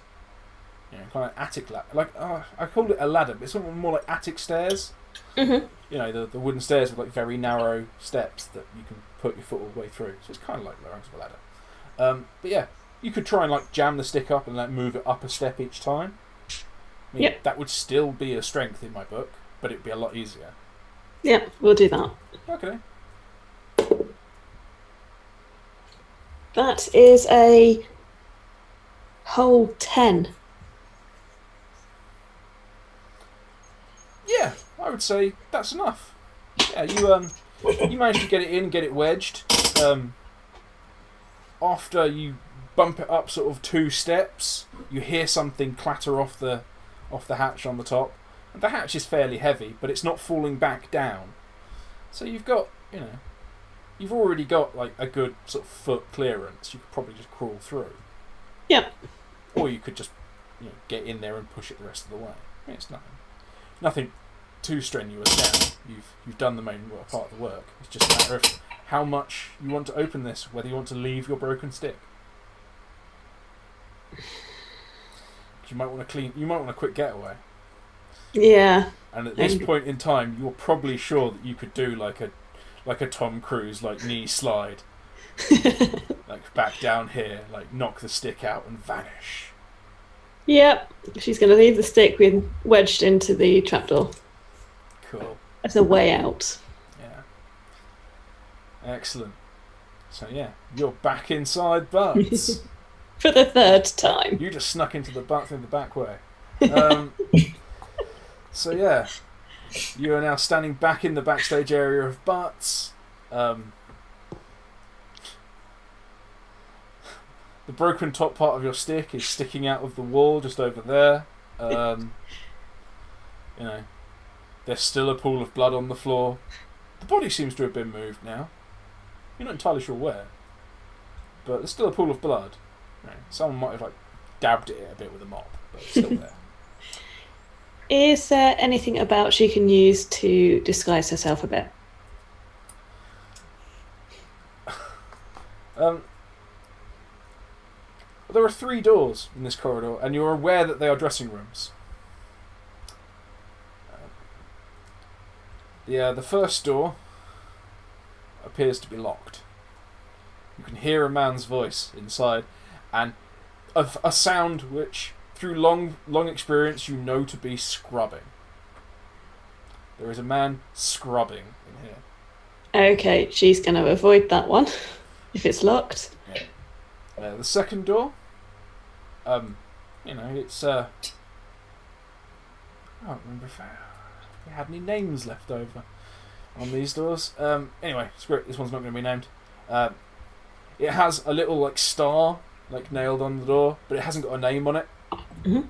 It's not painted. It's just a wooden star someone's nailed to the door. Doesn't appear to be locked right now. You could slip in if you wanted. Have a look.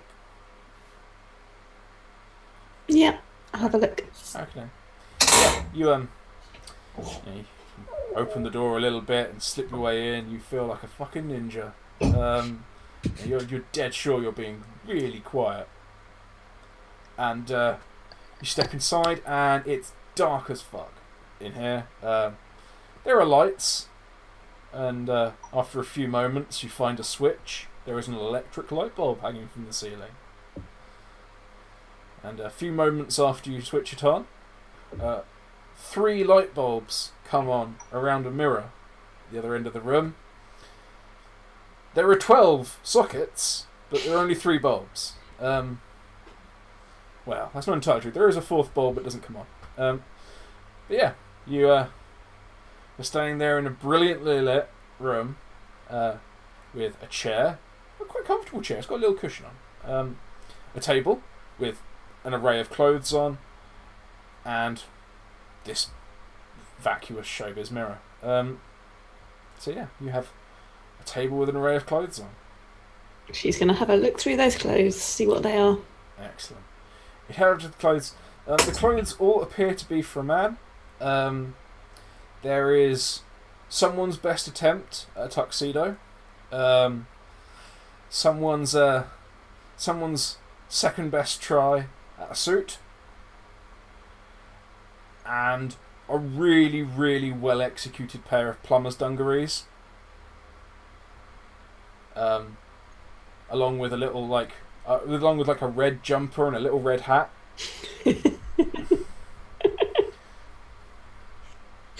As you're going through it, you find in the chest pocket there is a big fake moustache. She's going to put those on, giggling to herself because she remembers Mario. I didn't say it. Wasn't me. So yes, you dress as a plumber from Brooklyn, and you step back out into the hallway.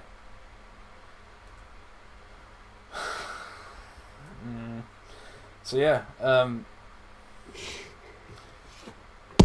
and you've barely made it a few steps before before a skinny fella dressed head to toe in black. He's got like a little black cap on, like it's pushed to the back of his head. It sort of sags off the back. It looks a bit weird. He comes on downstairs and he's like, and he says, "Finally, you're changed. Come on, they're expecting you." And he ushers you towards the stage.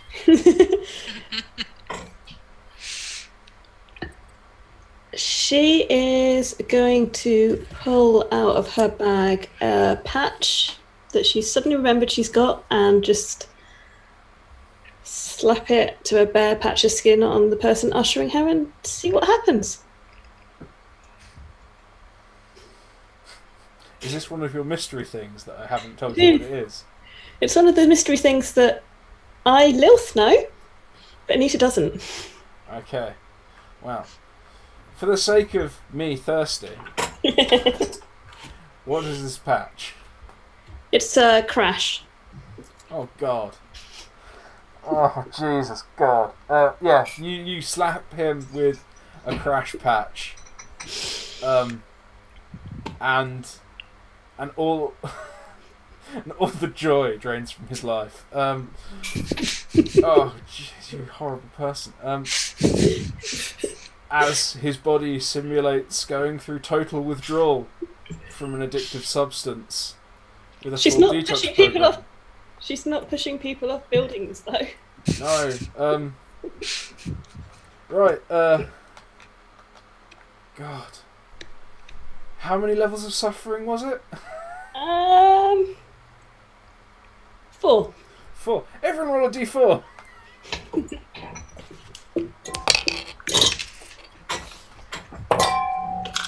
Four. 2.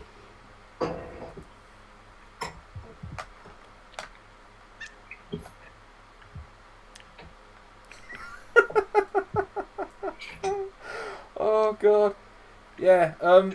You slap it on, and he stumbles after like his next step, and his skin takes on like an unhealthy grey pallor.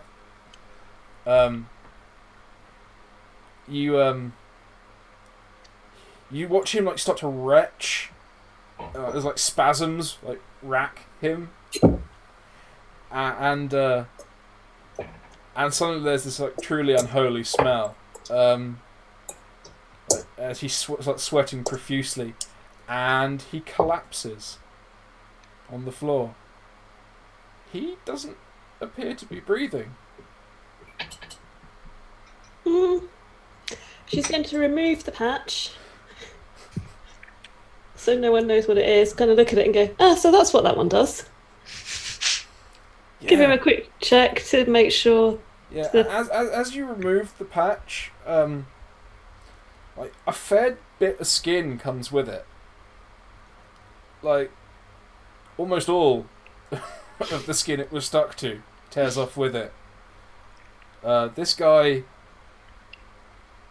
really isn't having a great day. As you try and pull the patch off, like it's pretty damn firmly stuck. And you have to brace it with your other hand and pull. And yeah, like almost all of the skin under the patch comes off, leaving a red sore. And as you take your other hand away, there is an enormous bruise under where your hand was. This guy is really clearly not having a great day. He doesn't appear to be breathing. He's got a big ass like bruised handprint for him, like you gently leaning on him, and you've just torn off like the top 3 layers of his skin. In your considered medical opinion, he's dead. You've just poisoned this man to death with a helpful medical drug he didn't need. A dangerous experimental procedure at best. So yeah, so One murder for the Lilth team. Everyone's equal at the moment today. She's drunk. She's drunk, so it's okay she murdered a man. No, yeah, So she's yeah, drunk. She's you step very over the body of the dude from the wardrobe department. May the wrath of the wardrobe department fall upon you all. And you, I assume, traipse off around the corner in your Mario costume. Fuck, I've said it now. Shit. So yeah. And as you head on upstairs, you head around the corner, you head around the next corner, you find the stairs upstairs. You head through the well-discussed arrangement of rooms upstairs. As you get to the top of the stairs, a couple and their entertainment for the evening step out of the first room on the left, which you notice is maritime themed.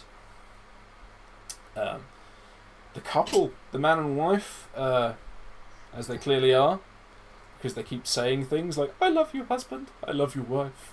This was the best anniversary present ever." They talk formally. Who knows why? They just lost a lot of fluids. They stroll out arm in arm, as a rather beleaguered-looking lady in a dressing gown just sort of waves them away at the door. Well, before producing a large bottle of what you presume is water from a cupboard near the door and rehydrating. So yeah, you pass the next door and there's still there's this sound of sort of wet slapping and more frequent groans of pain now. Whoever's been in there has been in there quite some time. There's actually a little tray of refreshments by the door. Apparently they sent out for that at some point. And you head on round. You head on round past a completely black wall with a black door on it, and nothing seems to happen because the person who was in there you killed. He came downstairs just to find you, and you killed him. You head around the corner, and there is a man, a rather large, portly man, dressed in something vaguely approximate to like a Henry VIII costume, pissing into something that looks like a spittoon in the corridor. And he just sort of looks up and says, "Alright, Jesus. Suppose someone's got to be into it." And finishes his business and goes back in.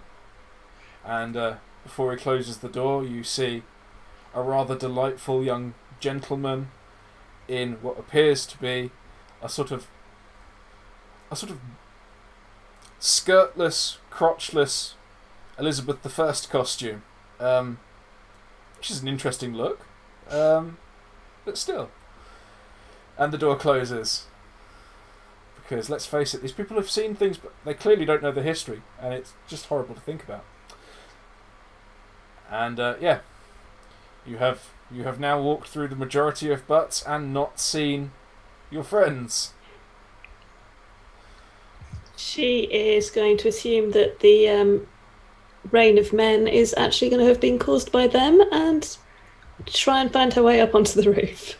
Excellent, yeah. Immediately sort of in front of where you are, like as you turn to the corner, there is the door with the Henry VIII guy. There's another door that is just clearly locked. It's got a little do not disturb sign on it. And there is like a spiral staircase going up. I don't think we discussed it being a spiral staircase, but I just think that's way cooler. So yeah, it's quite steep, but it's a spiral staircase now. You climb up that to the roof. At which point you can clearly see Timi hammering at a plate glass window with the delicate end of her nail gun.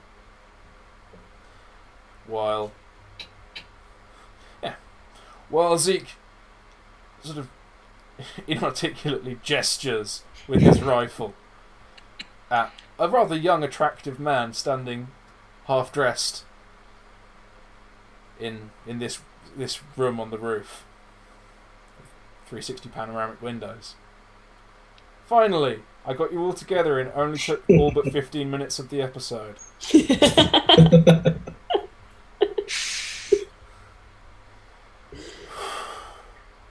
So yes, you're all together. You can see what's going on. You're pretty sure the guy in there, because you're all standing up now, you can all see into this room, because previously you weren't all standing up. You can see that there's this man on this chaise lounge, laying here next to this guy, and you're pretty damn sure that's the guy who you accosted 3 days ago in a different pub, after he tried to have his toughs beat the shite out of Timi. And I think we'll end there.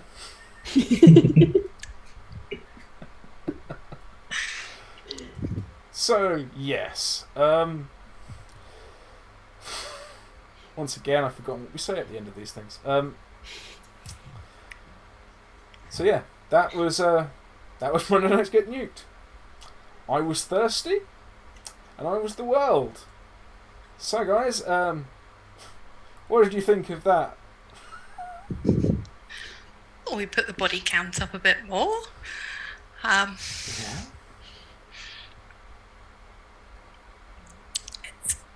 We're back together. Yes. Only took you 2 hours. Yeah, I don't know how we're going to get into this room, though. I quite like the idea of smoking him out, but... Well, there's got to be an air gap somewhere. Yeah. So yeah, that was that. I'm sure there's something we say before goodbye, but I can't remember what the hell it is. So I said I was thirsty. This was the world. You can find more information on it on bloodthirstypuppets.co.uk, because I remembered to do that a few weeks ago. After like 2 years of having the setting established. But hey. So yeah, you can find me on Twitter at thirsty_BTP. You can find me on bloodthirstypuppets.co.uk. You can find me here on Mondays and Fridays, because we should be doing Fridays again soon, which means I get to play, as well as run things entirely improvisationally off the top of my head. And at some point soon, we will be having a guest, a wonderful guest from the land of America. He's a really nice guy, but timing's a little odd on that one. So hey, watch this space. So yes, people, who are you? Where can we find you? What did you think of it? We've already kind of done that half of that for Spanners, but let's do the rest of it, because we're doing things out of sequence. Yes, so I am Spanners. You can find me on Twitter at Spanners_BTP or at I_Amma_Spanners. I'm generally on Twitter. You can find me in other places and on Dark Dice. Lilth. I'm pretty sure there were more of those last time we did that. But oh well. Yes, Lilth. I'm Lilth. That was really fun. My character is very, very pissed at the moment, which is going to be interesting. Especially as I don't know the rules behind that, so we'll find out. You can find me on Twitter at Lilth21. I kind of lurk there and repost lots of random stuff. And you can find me on Saturdays at 9 PM BST on Kit Battlebeard's channel for Defenders of the Dusk. You remember the name of the campaign again? Woo. Yay! I haven't got it open on a monitor at all. No. That is organisation. Yes. And last but not least, yet again, we need to change the order we do this. Eivor.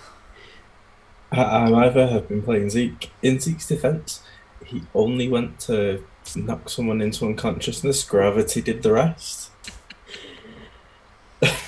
Yes, I don't think the Ezio auditory defense really works. I savagely assaulted someone next to a precarious drop. Was it my fault?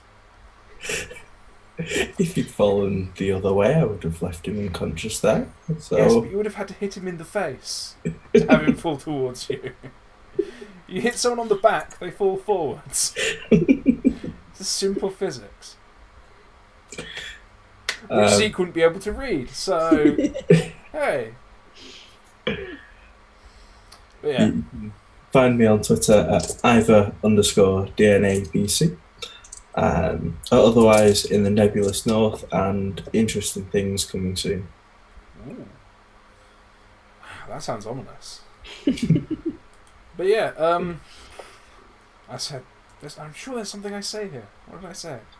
But yeah, those of you who have joined us on Twitch, thank you for doing that. That's fantastic. And apparently there's been some interaction in chat, but basically only with Corone, because, hey, hello Corone. If you watch us later on YouTube, thank you for that, because it will actually justify me putting it on YouTube, which is a pain in the ass. And all of you playing, thank you oh so much. I got to wax lyrical about rubbish that I made up in my brain. So yeah, I think that's pretty much that. So once again, we shall go with this recorded message from my daughter. When it gets around to playing.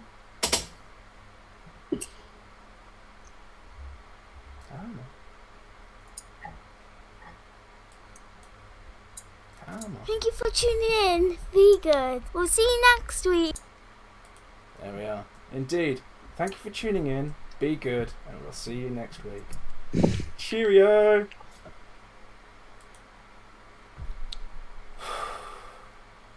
Jesus, that couldn't take me long to play, could it? God. But yeah. Thanks for that, guys. That was really fun. I'd really missed not doing that. Oh. One day I will remember what to say at the end of these things. And the beginning. And the beginning, in fact. But having done some recaps, I haven't ever remembered. So it's almost as if there was a way to make notes on some form of dead tree that has been masqueraded in with ink or graphite of some description. Nobody likes a smart ass. I think we've already established that if I had a script, I would lose it. But yeah, you have successfully completed two paragraphs of my pre-selected notes, which is more than you have done any other point of the whole campaign. So, hooray! Well done to you guys. You Anita. At the time on the roof, just pushing people off. Yeah, God. You thought you could have so much time just assaulting people on rooftops. We're good at it. Yeah, it's starting to get dangerously close to Daredevil territory. People just have like 4-hour-long fights on rooftops. Yeah, thanks guys, and that Brilliant. will be that.